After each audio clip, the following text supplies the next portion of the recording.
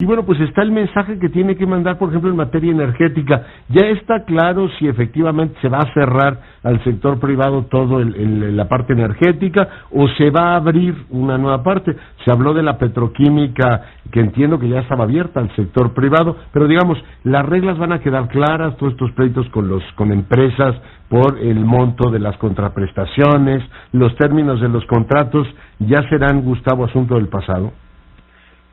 El sector energético, las decisiones que se han tomado son uno de los grandes talones de Aquiles del gobierno federal. Me parece que es alentador, así lo calificaría, que el presidente haya dado la instrucción de que a cargo de la oficina de presidencia que encabeza Alfonso Romo, se instale una mesa para tratar de definir estos criterios para fomentar la inversión, esperamos, de manera amplia, abierta, franca, del capital privado, local e internacional del sector energético.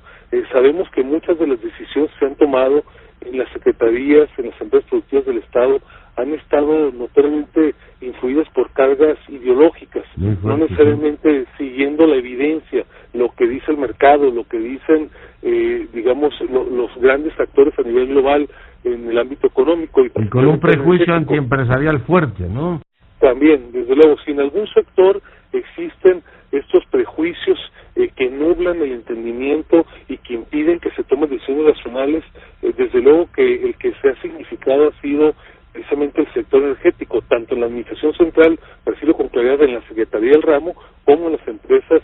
productivas del Estado, concretamente la Comisión Federal de Electricidad y Pemex.